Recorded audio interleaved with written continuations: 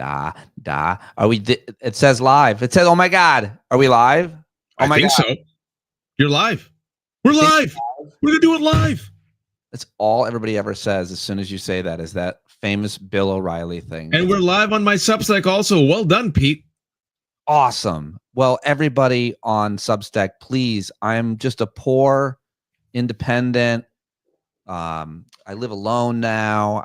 My dog, my dog just died. Listen, if you subscribe to Waj, there's a poor, sickly, white, bald man here that could use some of the heat that Waj has created for himself.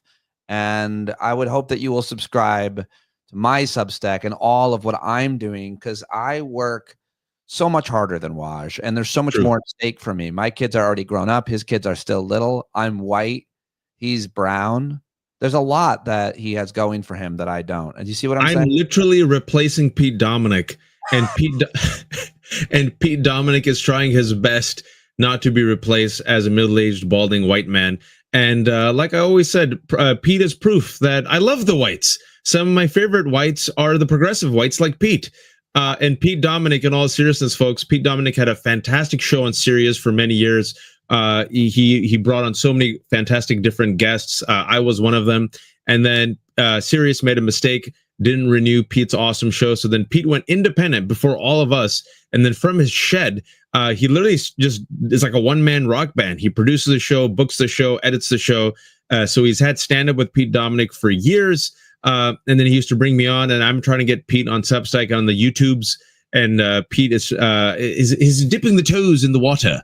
But Pete is also one of those guys who's taken on the crazy whites and the Trumpy whites in his neighborhood, and they don't like him. And you've seen Pete on CNN. He's been very popular. Abby Phillips has brought on Pete as one of the good whites recently. And I wanted to ask you how you tolerate the vomitorium of bullshit that comes out of Scott Jennings's mouth.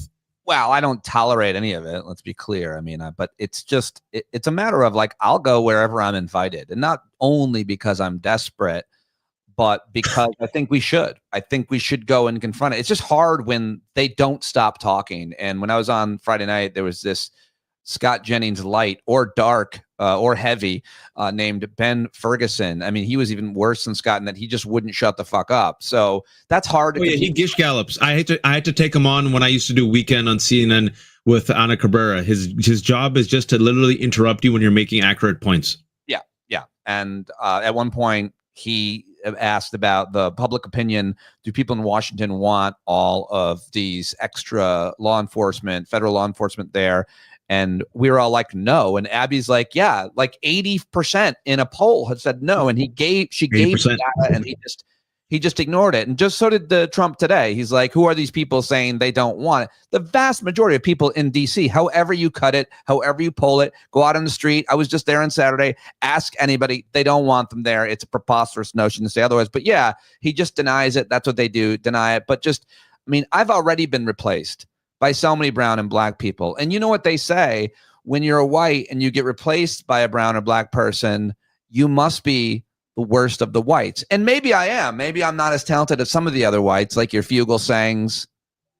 But, you know, Dino Badala directly replaced me. I mean, I actually... And he's half white. Maybe that's why. So can I ask you, as a middle-aged balding white who's been replaced, how come you did not all of a sudden become a racist?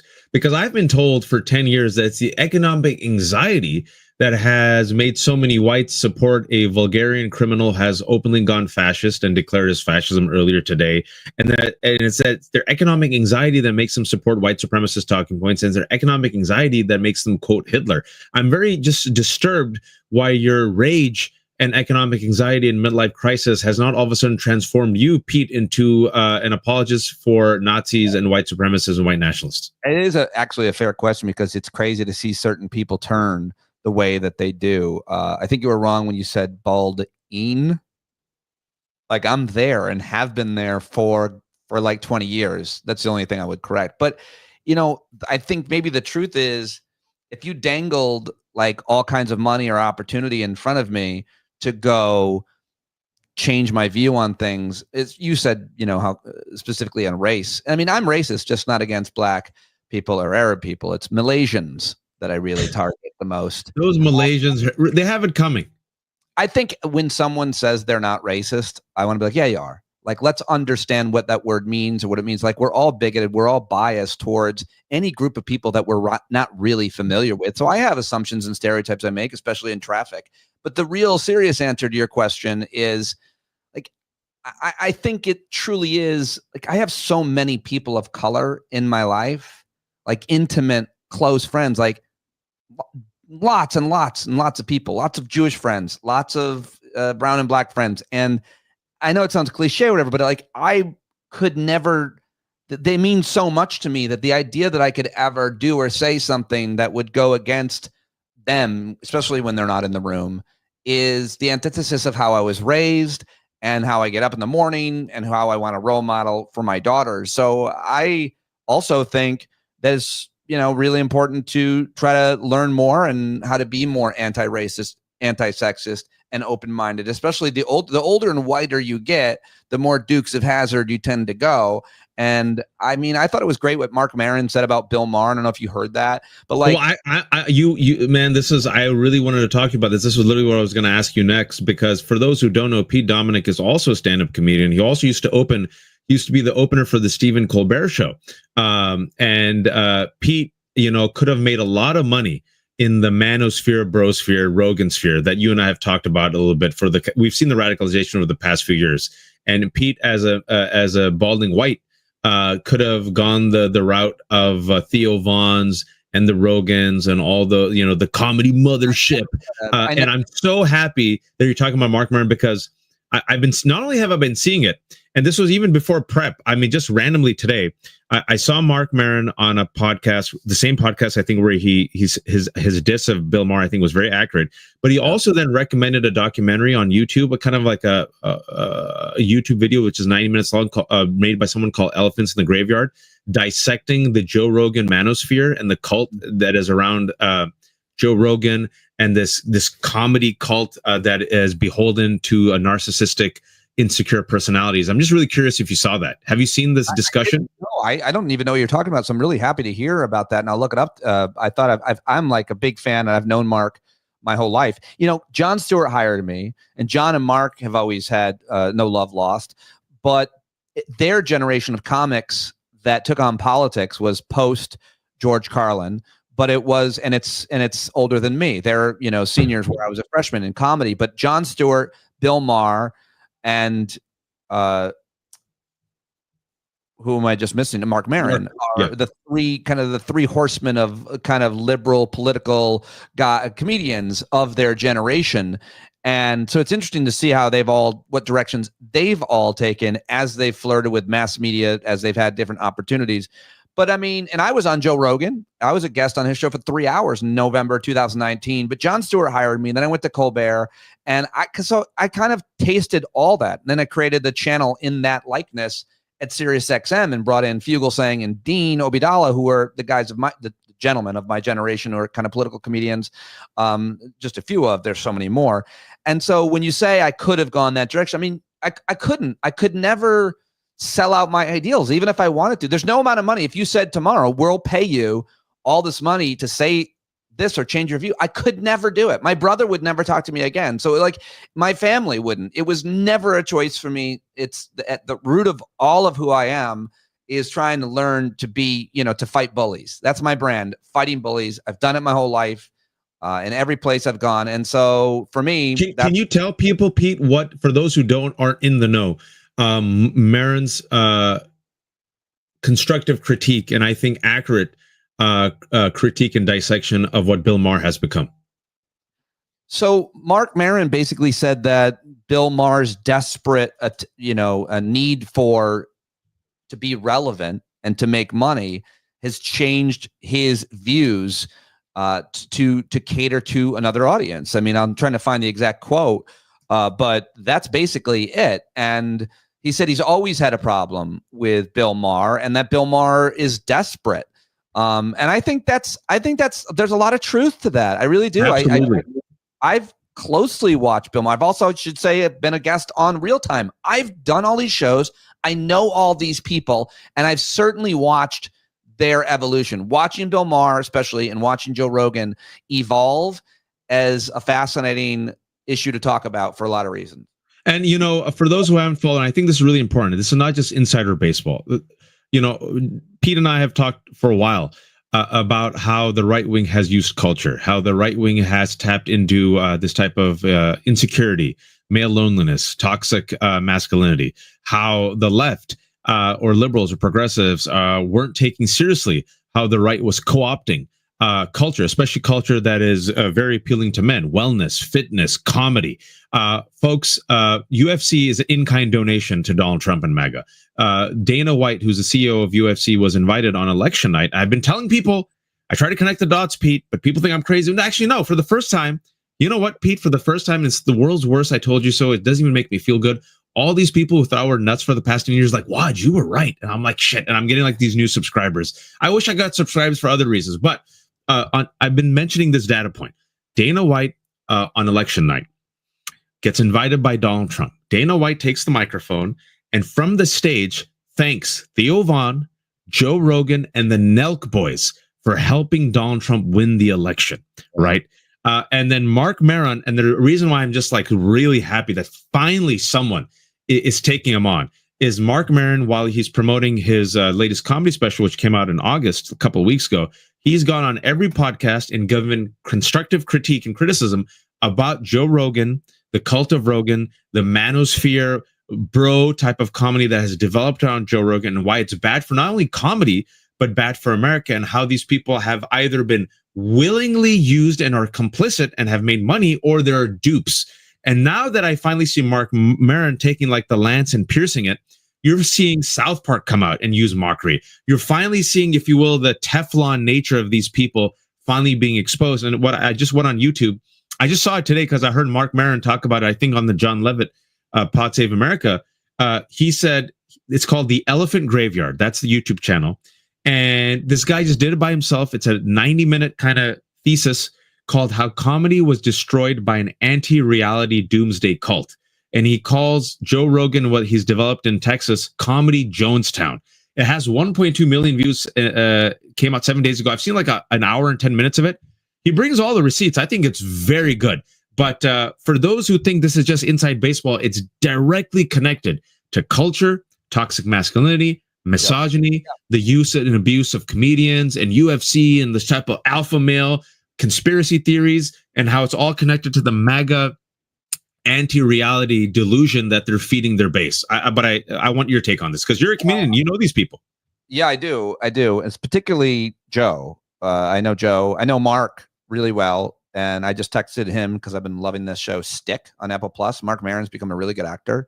But I've known Mark my whole career, because when I started in stand-up comedy, he was a veteran and I was in the clubs every night, and he was always cool to me. It's funny because he made a lot of his bones about like confronting people that he'd given a hard time or that had issues with around ego and whatever as he came up in comedy, which is pretty common. And it would never have to do with that with me, because I always revered him. I always knew what he was doing. I always respected what he was doing. I always liked him a lot. And he was kind to me. He wasn't a dick to me ever, like a lot of other comedians who are also, generally speaking, pretty good guys. But I think what you said about, and we've talked about this before, is one of the best talks we've had when we talk about masculinity and manhood and all of our own stuff. I think that's the point here. And that's what separates Mark from Bill Maher and from Rogan and from some of these other manosphere comedians, especially, is that Mark has always talked about his own problems and been vulnerable. And that appeals to a huge segment of Americans and a huge number of, let's say, white straight guys even. You know, there's a lot of white straight guys that find that stuff attractive, that want to be more like that. It's better to be like that because you're not in this chamber of pain and chaos and as scared of demons and your own kind of lack of vulnerability, that you think you have to be this strong stoic type, and stoic with a capital S. I'm not talking about or I should say small s stoic, because I'm really into stoicism. I love that a lot, but it also is about being honest and vulnerable and transparent. The thing that's always pissed me off about Joe, always been nice to me too. Rogan had me on after Sirius canned me. We had a contentious but great conversation. At the end of it, he's like, are we hanging out tonight? And I was visiting family in LA, so I passed. But the point is, he was, we ended on good terms. That was before COVID. What happened with Joe during COVID, like, I don't know if COVID broke him, but the point I like to make and tell people behind the scenes is Joe has the contact numbers of the best vaccine experts in the country. Specifically, Peter Hotez is a good friend of mine and has been for years. I've been interviewing Peter. I would consider him a friend. Peter was on Joe's show. Peter is a hero. He saved millions of lives in underdeveloped countries with the vaccines that he and his partners have made. And Joe stopped having him on, Waj. And why? Yep. Or why not have him on with some of these guys that like to just ask questions? Like, he knows better. And I know that I'm positive that Peter, because he told me on the record, texted him and said, why are you talking about this stuff? Why don't you still have me on? And Joe just ignored it. And it's not okay, because children died. Like, this is such an important... Children are dying. Measles. Children are dying. And they elect now, because of these guys that are conspiracy theorists, they are now in charge. I mean, you've seen the latest news from Worm Brain. Every day, it's something insane. He just appointed some guy to be the head of COVID vaccines. I try not to make fun of people's appearances, Waj, but this guy made some choices to look that way. I mean, let me see if I can bring him up. They want to ban COVID vaccines, folks, and vaccine hesitancy has gone up. Measles is skyrocketing. They're gutting the National Institute of Health. Yeah, that's a choice. There you go. I trust him. This guy's making choices. Do you want to trust that guy with your health? I'll give you ivermectin and some turmeric. I'm like, I just want the vaccine. Try ivermectin and turmeric, bro. And how about some weed? I don't smoke weed. I'll give the weed to Pete. But can I just have a vaccine? But no, I think you made a very good point that these folks say we're just comedians. No, folks, they're not just comedians. Joe Rogan, Andrew Schultz, the Nelk Boys, Theo Vaughn, all these people are complicit. They realized that their base was right-wing. They realized that their base was MAGA. So they went along with it. They platformed it. They mainstreamed it, right? They got rich off it, folks. They got rich off it. And they were perfectly fine with it. And I want to remind people that when it came to inauguration, who was there on inauguration day? Joe Rogan, folks. And so they're all copying Trump. They're all copying Joe Rogan. They all take their saunas and their cold plunge baths, and they all just parrot him because it's a ticket to wealth.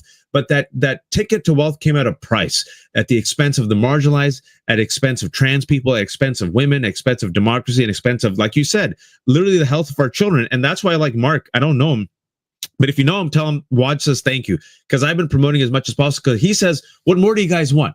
You completely took away the rights of transgender people. You can say the R word, right? Because Andrew Schultz says, I want to say the word retard. Congratulations. You could say retard. You could say the F word, right?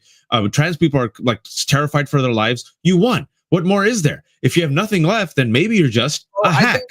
I remember George Carlin said this too. George Carlin, years ago, because you're a stand-up comedian, I'm just a fan of the art form. George Carlin, when Andrew Dice Clay was taken off, he went on Larry King and said, Andrew should be careful, because a lot of these young men are coming to see Andrew, and Andrew's Jewish. And, if you start making fun of women and you start making fun of like gays, they don't like Jews either. So you want to be careful about punching down. And that's all that they do, is that they punch down, and they're bad for comedy. I saw their stand-up specials. It's not funny, Pete. Like, at least be funny.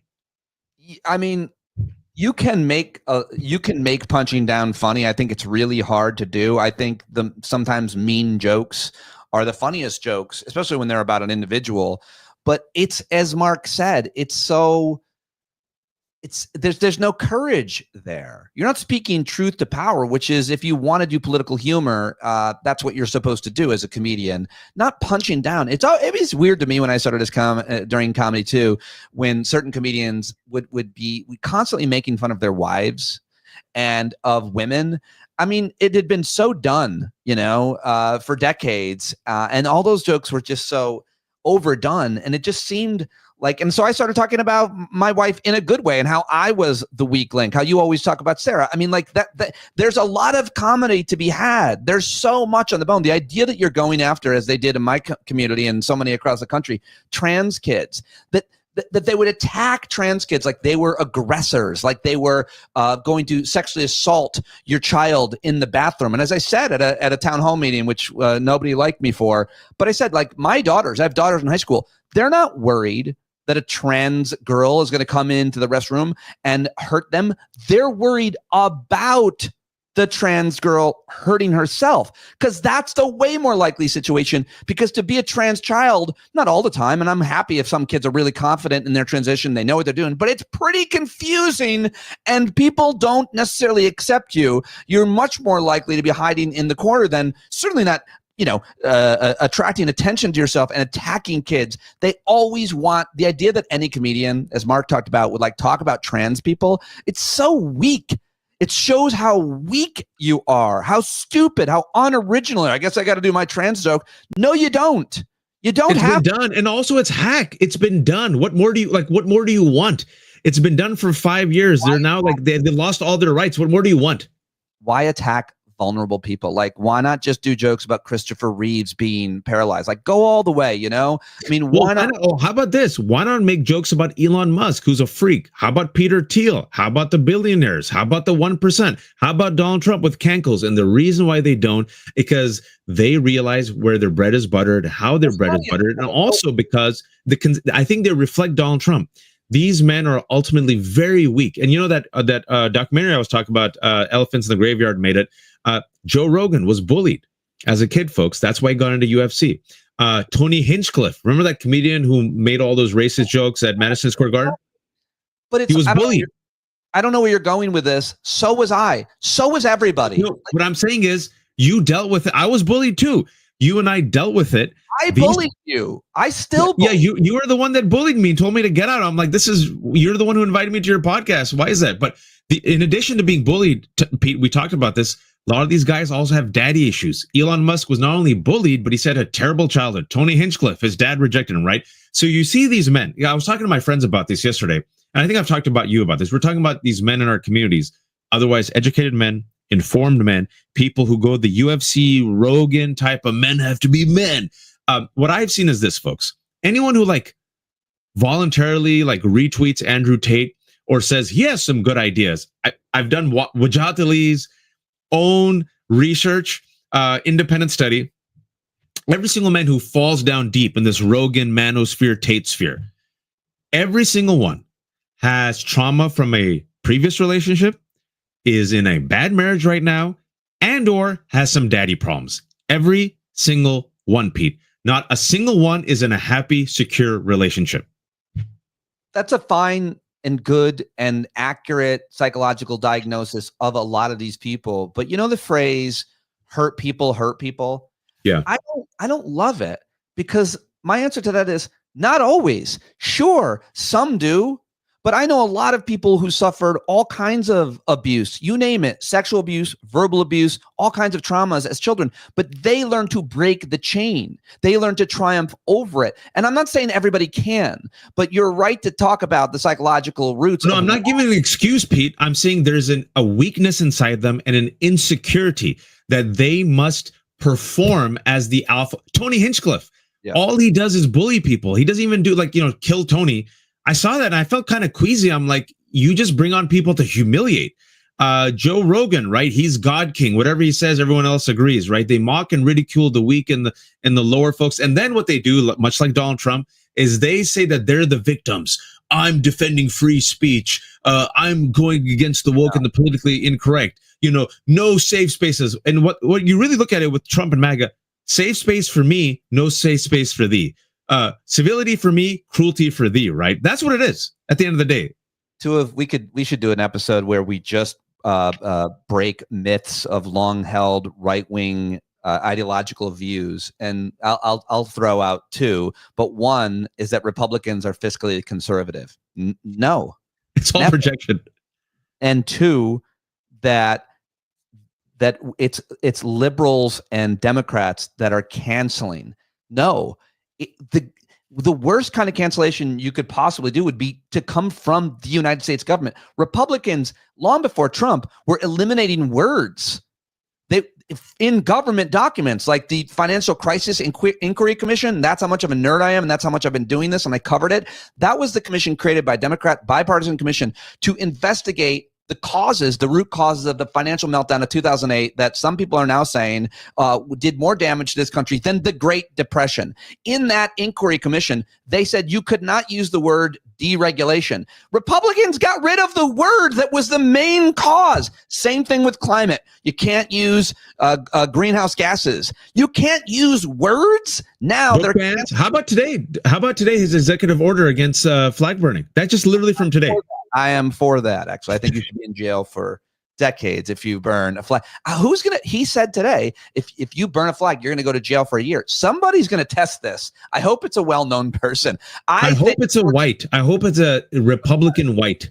Well, it has to be a white. The whites have to lead. That's the other thing that is really important. And that's a huge problem right now, is that white folks overwhelmingly are not paying attention, and they're not outraged because we are doing well. As you know, I have an above ground pool. I don't live there anymore because I was removed. But no, I mean, like the point is, we are doing well. We're fat and happy. Not all white people. A lot of white people are living paycheck to paycheck and suffering and so on.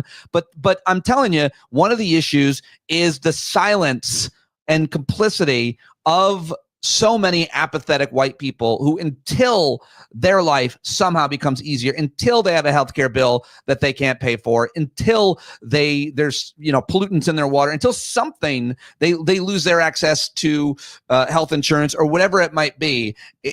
We're not going to have people in the streets, people calling for a general strike and so on. Like I've heard Danielle call for that. And it's like, I love black people saying these things, but white people are not doing that as long as there's a sale at Target. Like, we're not there yet, and I don't know necessarily how we get there, but that's the problem. That's definitely the problem.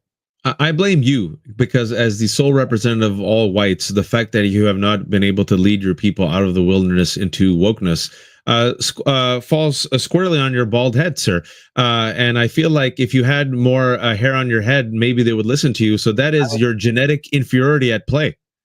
Too often I've been alone, and I've thought of quitting a few times. I was once at a school board meeting. It was literally just me giving my 3 minutes supporting the LGBT community. And I looked around and I was like, is there no one here?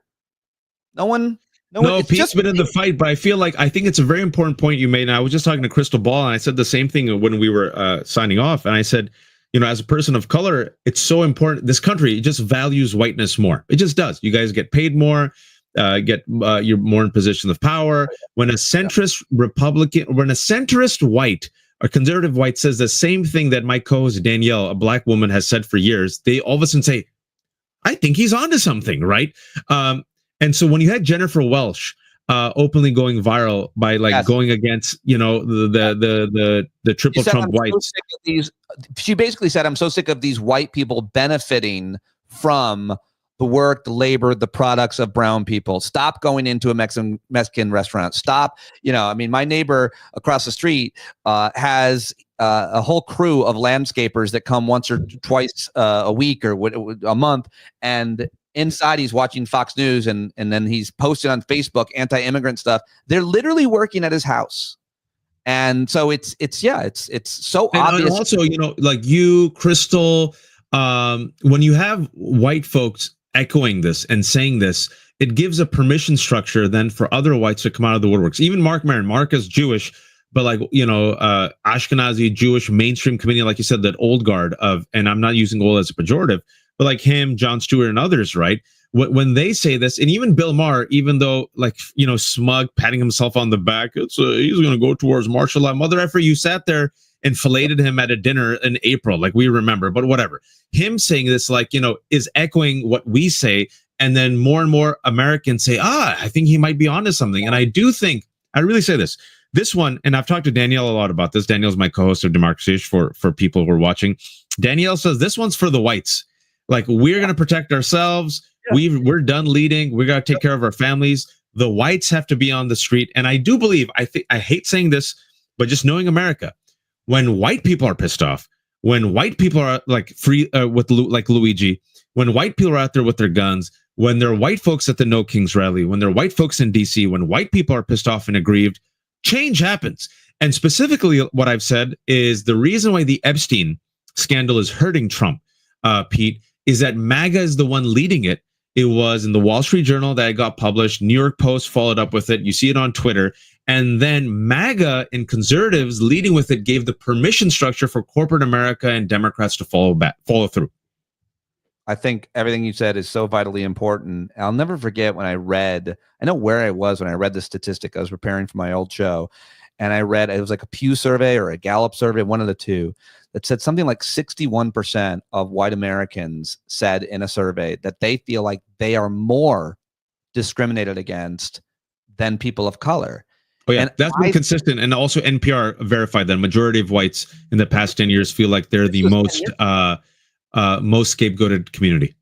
This was 10 years ago. And I've spent a lot of time trying to find those people and have thoughtful conversations with them. But it's there, and there's plenty of them, but it is a huge issue alone. Just that idea that thinking, and a lot of that thinking comes from right-wing media telling them every day how bad it has gotten and so on. And that's how they get ratings, and that's how they divide people. I wanted to mention another comedian who I used to be very close friends with, Bill Burr. Bill has done a really good job with anti-racist humor. And he's done a lot of like sexist material too, which a lot of women don't like, a lot of feminists don't like. But comedians are complicated. He's complicated. But his anti-racist humor is one thing. But the other thing, Bill's done a really good job, because we were talking about, why are we going after vulnerable people? Like, no one's funnier talking about billionaires than Bill Burr in comedy, in terms of stand-up comedians. And I sometimes wonder, like, obviously Carlin was great at it, but like there's a lot of meat on that bone to go after. There, unfortunately, are too many billionaires. And the idea that people are morally okay with a billionaire existing is unfathomable. I would never debate someone on that. If you want to, should billionaires exist? The debate. I'm like, no debate. You suck. It's terrible. What are you talking about? And I love how he keeps a laser focus on it, and it's pissed off all the MAGA folks. He goes, "Oh, see, I think it was last week I heard him. He goes, "Oh, so you're getting after the El Salvadorans? Yeah, that'll make sure the billionaires pay you all more money." He's laser focused on taking on the billionaires, and he's mining a lot of gold out of it, and he's getting a lot of respect, and he's taking on the class wars, and he's basically, what he's trying to remind people is the old school divide and conquer technique of the Southern strategy, right? If you tell white folks, don't worry about Rupert Murdoch stealing your money, but look at this black. They're like, look at the black. But what Bill Burr is doing as a white Irish Catholic dude from Boston, he's like, no, your enemy isn't that Mexican guy freaking doing the dishes, or the El Salvadoran guy picking the fruit, or that Muslim guy. It's Rupert Murdoch and Elon Musk and Peter Thiel, these freaks who are taking all the money for themselves. And a lot of the base, because he's a white man, say, I think he's onto something. Well, and you see... Well, go ahead. Well, Bill is, and just if we're still talking about him for one more moment, like, it's interesting because comedians, like a lot of other people, certainly men and women in comedy, they want the approval of their peers. And like, I came up with Bill, and no one, there's not a comedian that came up with him that would say he's a bad comedian. Some might say, I don't think he's funny, but no one would say he's a bad comedian. Everybody knows he's a great comedian. So they all want his approval. But a lot of these guys would never confront Bill Burr to his face with their nonsense. And when they do, you've seen Bill Burr, who's friends with Rogan. He takes him out. He embarrassed Rogan a number of times, like really called him out. And the thing that's important is Rogan in that moment knew who was right. He knows the alpha in the conversation between Bill Burr and Joe Rogan. The alpha is Bill Burr. Could Rogan beat the shit out of him? Sure, but that's not how we measure things. Certainly in comedy, it's who's funnier, who's smarter, who's tougher. And the other thing about Burr is he came up in what was called, not we, black folks called it, the Chitlin circuit. Oh, yeah. Chitlin circuit. Black comedy rooms, black comedy clubs, black audiences. And Bill was one of the best and only white guys that could perform in front of a black audience. I'm proud to say I did really well in front of black audiences, but there was only a few of us. And once Patrice O'Neill recognized you were a made man in that world. Patrice, I don't have a lot of good things to say about, but he was hilarious too, and good friends with Bill. But wherever that comes from, whether it's his musical influence in terms of his anti-racism and so on, and now he's married to a black woman. He's got 2 mixed race kids, so he can't help but see the life through their eyes and so on. But the bottom line is, like, however people come to being anti-racist, to being open-minded, to not punching down. But now we're in a country where the masks are off, the hoods are on, and the fitness lady can relitigate slavery on CNN. Should have never been invited, should have never spoken. You weren't on with her, right? No, I wish it was. And you know, Bill, I will say this about Bill, watching his career. Bill's a guy who at this stage of his life, his last stand-up special, Drop Dead Years, is something that you and I have talked about. And I feel like we were all kind of in sync, because he was talking about how like all this rage and anger and loneliness goes unchecked in men and what it does. And I thought that was his strongest comedy special in a long time. And you could see him on this journey of being a bit more vulnerable and open, because, you know, he had this misogyny and this anger and this rage in his earlier sets, which was funny, but off-putting. And now he admits it. And he admits like he had to work on himself. And now, like, so it shows you this guy who's blunt, who's contrarian, who pisses off Democrats and Republicans, who's a Boston guy, who's politically incorrect. He can mind these things, bring it full circle to your initial point, to the 900 people watching us on my Substack. Hey, everyone. And all the people watching on Twitter and on Pete's channel. That you can be vulnerable. You can be honest. You could punch up. You can learn. You can have growth. You know, you don't have to be a douchebag high school bully like Rogan and Trump and all these other a-holes like Kash Patel, these broken men. There's another path forward. And then you see the power of mockery. And I wanted to ask you about this. I got to leave in 3-4 minutes. But South Park, I've been loving what South Park's been doing in the last 3 episodes. Yeah. I mean, I can see it both ways in terms of South Park is doing this little penis joke every way they can. And it seems so kind of hacky and unoriginal to make small dick jokes, but they know, sadly, that that's a thing that matters to Trump and to his supporters. They know, and that's why they're doing it every which way that they can. And, you know, obviously, I think it's great. And I think that mockery and humor is important. And somebody said recently, I think it was Frank Bruni on Real Time. Yeah, I listened to it. I'm sorry. That it's not working for Gavin Newsom to do what he's doing, making a mockery of Trump. And it's never worked. They say we've been doing it for 10 years and it's never worked. I hate that kind of shit, trying to prove a negative. Oh, the war on poverty hasn't worked. Yeah, it has. There'd be a lot more poor people. Things would be a lot worse if we weren't making fun of them and speaking about them as openly and as courageously as we can on every platform every day, which is why we're never going to stop doing it until I'm Kilmar Abrego Garcia's roommate. You know, I might join you in Uganda. I'll bring the halal meat. You bring the bald head, and we'll find a way to do our shtick together. But also, folks, Ruth Ben-Ghiat, who you know, Pete has talked to many times. I've talked to many times. A scholar on authoritarianism has openly said that mockery is a main weapon to use against strongmen and fascists and leaders. It has been used in the Middle East. It has been used in the past. Mel Brooks has been using his entire life against Hitler. It cuts them down to size. It preys upon their insecurities. It shows them to be weak, fragile men. And Donald Trump right now is at his weakest and his most fragile, both physically and in the poll numbers. There's more of us than there are of them. Mock them, ridicule them, laugh at them, never bend the knee, folks. Stand up for the marginalized, because you think you'll be safe until you aren't. Because first they went after trans folks, then they went after the pro-Palestine activists, then they went after the undocumented, then they went after the legal immigrants. Now they're going after, well, anyone and everyone. And like I told Crystal, Mike Pence, the whitest, most Christian conservative man on earth, who was the vice president of Donald Trump, even he wasn't safe. He was running for his life on January 6th, folks. So it's all of us together. This is it. It's all of us together. It ain't going to be perfect, but this is the multiracial tossed salad of America, right? Pete's kids, my kids are going to live in this country. And we might not agree on everything, but do we agree that we should live with security and peace? I think yes. And the final thing I'll say is, I'm not a sociopath. I do not need MAGA to suffer in order to feel great again. I want people to have affordable health care. I want people not to be like Aquaman and swimming due to climate change. I want people to have economic opportunities. I want people to have a high quality education. I want people to get vaccinated, right? That's what I want for people to not just feel, but be great again. That's what I want for all of our kids. And if you're against that, you might just be a sociopath. Pete, it's your show. Final word to you. Well, I just wanted to get your take on this thesis. Is something I've been thinking about for a long time. But like, again, I'm generalizing about white folks, and again, talking comedy. We have such a hard time laughing at ourselves, especially white conservatives. I'm not saying white conservatives aren't funny or can't be funny. I would never say that. I think that people who say that, they might not be funny to you. This comedian, that joke, that thing might not be funny to you, but it's funny to a lot of people.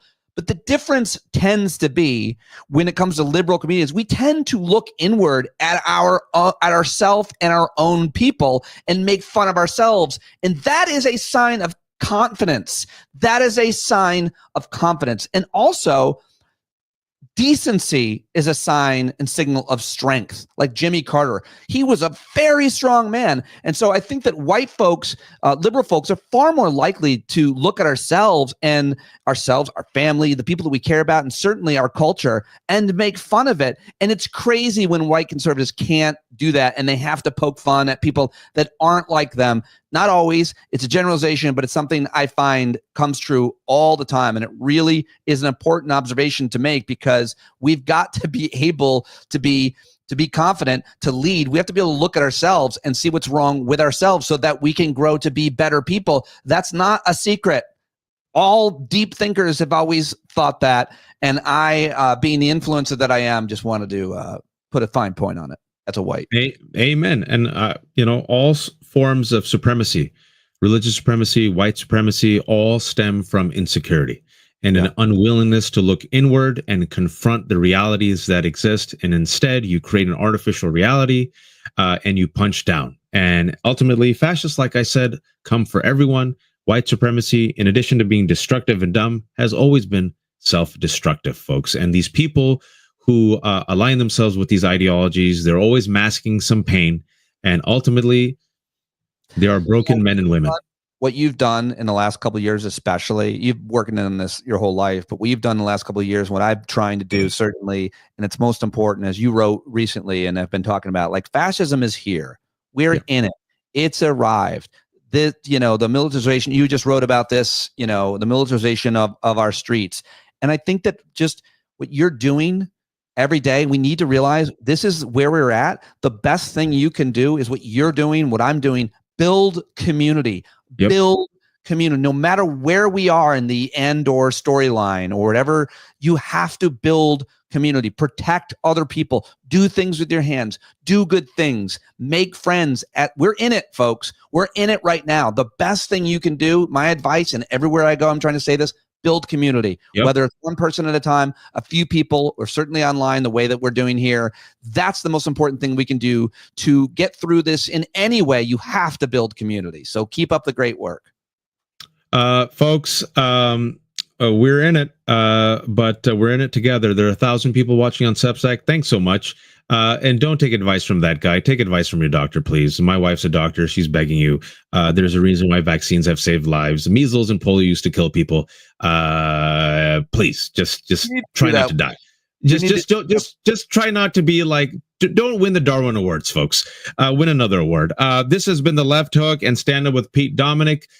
Pete show is a daily show. Please subscribe on Substack. Listen to his podcast. This is The Left Hook. It's all free, no paywalls. I have the great Qasim Rashid on right now. So as soon as I sign off with Pete, I'm going to talk to Qasim Rashid. He's fantastic. And we'll have Pete on hopefully more regularly now that we figured out technology. Yes. Thanks, buddy. Talk to you soon. Take care, man. Bye, everybody.